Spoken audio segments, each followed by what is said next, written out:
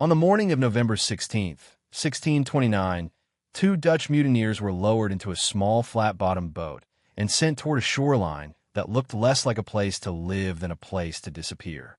The sea off Western Australia flashed white over reefs. The wind shoved salt into their eyes. Behind them waited the Sar Dam, the rescue ship that meant law, bread, and a path back to the world. Ahead of them stretched a coast of red earth, scrub, flies, and distance. They were given supplies, a few trade goods, and a set of instructions that almost sounded hopeful. Make friends. Show kindness. Go willingly if the people of the land invite you in. Then the ship pulled away, and Wouter Loose and Jan Pelgrimdub were left standing on the edge of a continent that, for them, had no map home. By then, both men had already crossed through something close to hell. Their story didn't begin on the Australian mainland. It began months earlier aboard the Batavia, a Dutch East India Company ship packed with silver, goods, officers, sailors, soldiers, women, and children, all bound for the rich Dutch colony in the East Indies. The voyage should have been brutal in the ordinary way. Long 17th-century voyages were brutal. Bad food, cramped bunks, fights, fever, rot, and endless water. Instead, it became something worse. On June 4th, the Batavia smashed into Morning Reef in the Houtman of Brolhos, off the coast of what is now Western Australia, and the wreck was only the opening act. In the first scramble after the ship struck, the world shrank to splintered wood, surf, shouting, and bodies trying not to drown. People clawed their way into longboats or onto nearby islands. Some swam through the dark and never made it. Those who survived the wreck found almost nothing waiting for them but coral, bird cries, and thirst. Fresh water was the first tyrant. It ruled every decision. Commander Francisco Pelsaert took a boat and went searching for relief along the mainland. He found surf, bare rock, and signs of people, but no easy salvation. When he finally sailed for Batavia to get rescue, he left behind hundreds of castaways on small islands with too little water and too much fear, and he had no idea what his absence would allow to grow. That was the space where Geronimus Cornelis stepped in. He had already been part of a brewing mutiny before the wreck, and on those islands he found conditions perfect for a different kind of takeover. Hunger and thirst had turned everyone raw. Authority had sailed away. Boats, weapons, and stores could be controlled. Cornelis and his followers began separating people, disarming them, isolating soldiers, whispering plans, testing how much terror a stranded population could absorb before it stopped resisting. Once that line broke, the murder started. Not all at once. One missing person, then another. A drowning. A throat cut in the dark. A child gone quiet. A woman dragged away. By the time the survivors understood what was happening, the islands had become a trap with nowhere to run. Wouter Loose was in the middle of that nightmare, and that's what makes the last chapter of his life so hard to look at cleanly. He wasn't an innocent castaway. He was a 24-year-old soldier tied to the mutineers and accused of real bloodshed.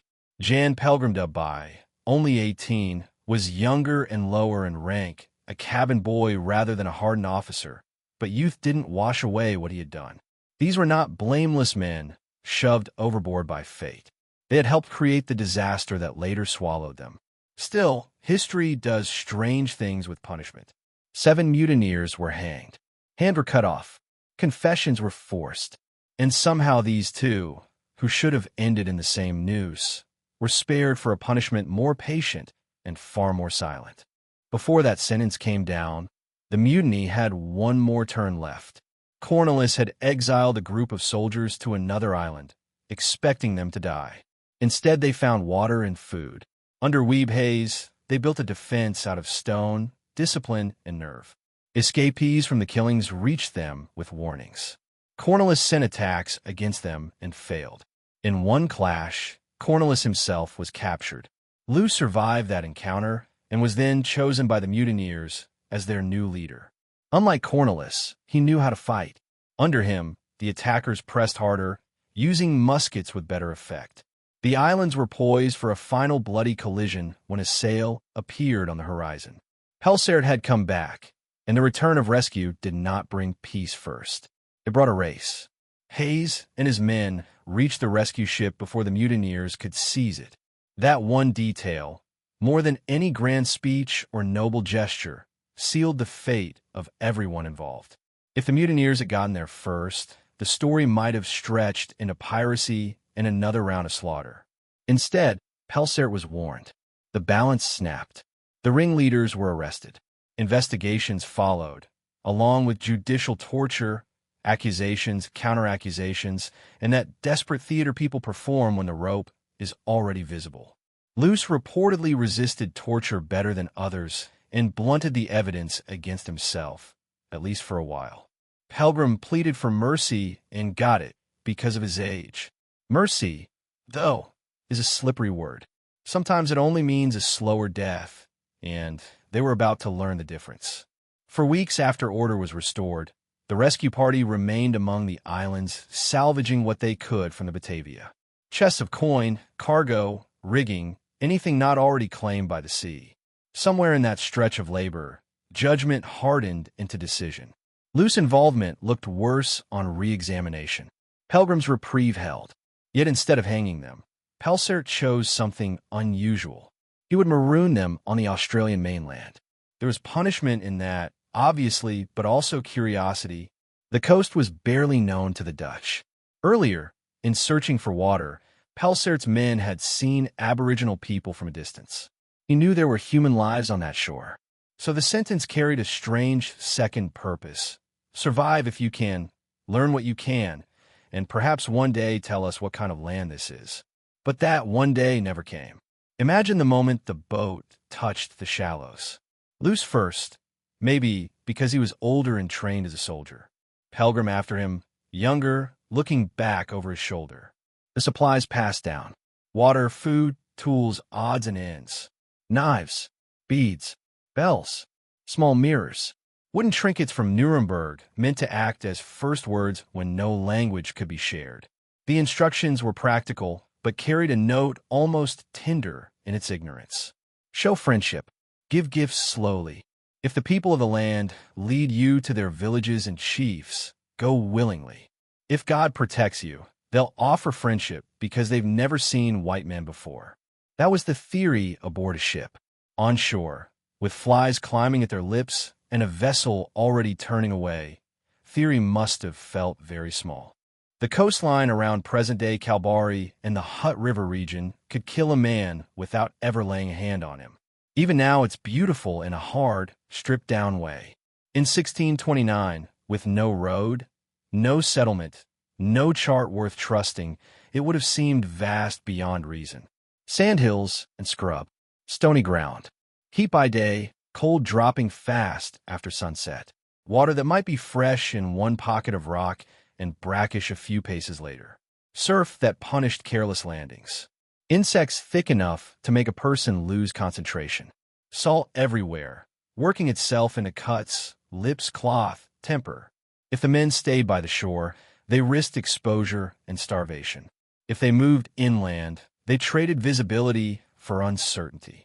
Either way, the first night must have answered one question immediately. No ship was coming back tomorrow. And the second question would have arrived by dawn. What do two men do together when both know the other helped murder the helpless? Survival stories like to assume hardship scrubs everything clean, that the need for water and shelter makes companions out of anyone. But exile doesn't erase memory. Luce had authority, size, age, and combat experience on his side. Pelgrim had youth, fear, and whatever guilt he carried in private. Did they trust each other? Did they keep watch in shifts, each pretending to sleep harder than he really was? Did they argue over when to move inland, how much water to drink, when to risk approaching strangers, whether the Sar Dam might truly return? Two castaways can become brothers against the land, but they can just as easily become each other's final enemy, and that possibility hangs over every blank day that followed. There are clues, but they're the kind historians hate and storytellers can't resist. Pelsaert's party had earlier found small hollows in rock holding rainwater farther north along the coast and had seen Aboriginal men from a distance. He'd also discovered that the country changed from steep red stone to inlets, dunes, and stretches where fresh water might be found if you were lucky enough to know the signs. That means Luce and Pelgrim were not necessarily dropped into a death sentence measured in hours. They had a boat. They had provisions. They had trade goods. They had instructions to seek contact rather than avoid it. And they were set ashore near a region where fresh water was known. The Dutch did not exactly equip them for comfort, but they did equip them for a chance, which is what keeps the mystery alive. One possible ending is the simplest. They died almost at once. A week, maybe two. A bad decision at the river mouth. A swamped boat. Heat, thirst, exposure, infection. A cut turning foul. A coral turning violet. One man walking off and never coming back. No one writing anything down. No bones found in a way that could answer the question centuries later. Most people throughout history disappear that way. Not dramatically, but quietly, their names ending because the landscape has no reason to preserve them.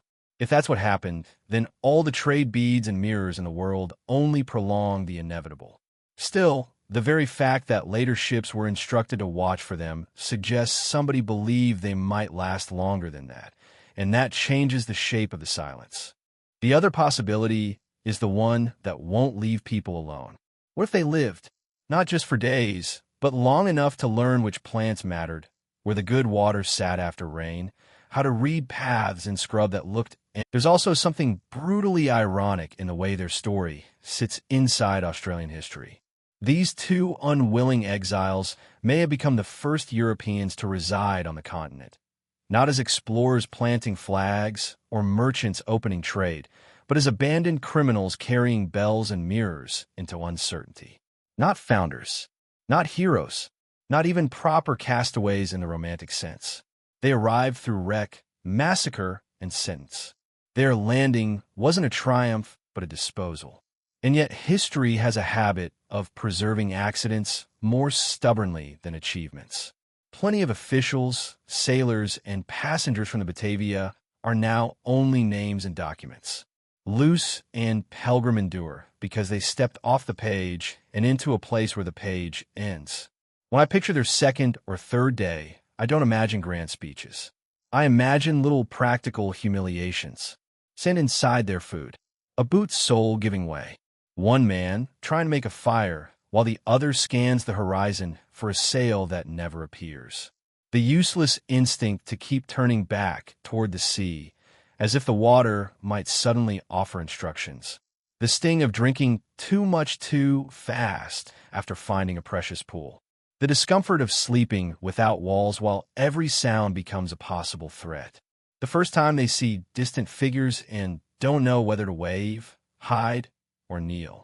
The first night one of them dreams of the islands and wakes with his jaw clenched because the murders are still there, just offshore in memory, and the past has followed them onto land. If they split up, the story ended faster. If they stayed together, it may have lasted long enough to become something stranger. Two Dutchmen learning to move through Nhanda country, or failing to.